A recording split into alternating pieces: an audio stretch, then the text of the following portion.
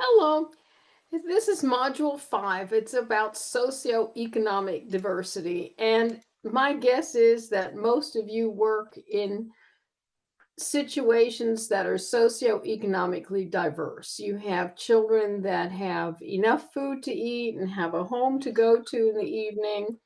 And then you have others who perhaps are not quite so fortunate, who do not have enough to eat when they leave the building and do not have a steady place to call home. That was the case when I taught first grade. There were some of my children that lived in shelters. On occasion, I had children that were in cars, and occasionally, I had children that moved from home to home to home, slept on a different couch every night.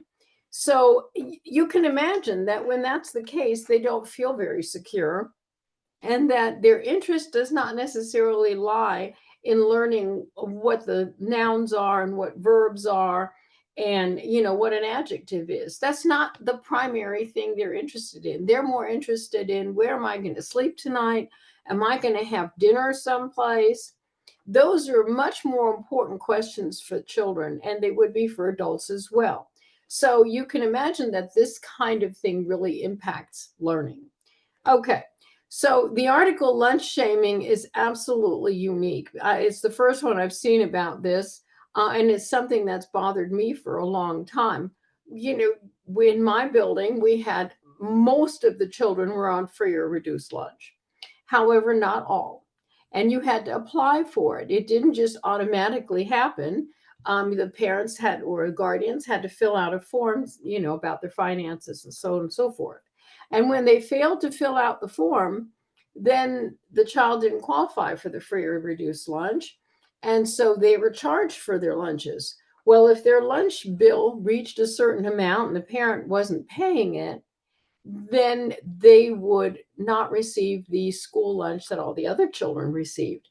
They would receive a box of white milk, not the chocolate milk everyone else wanted, and a cheese sandwich, just two slices of bread with a slice of cheese in the middle. That was it. That was their lunch. And they got to eat that while they were surrounded by the other children who had full trays of food. That is shameful. It made them feel like they were not as good as everyone else. And I guess it was done in hopes that they would go home and complain so loudly the parent would pay. I don't know. That was kind of what I thought.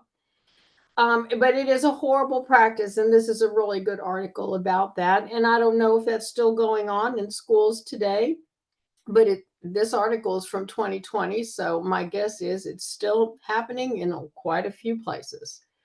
All right, so this week you are going to continue on. We're going to look at the assignments. You're going to create a community resources list that will help your families and children in need.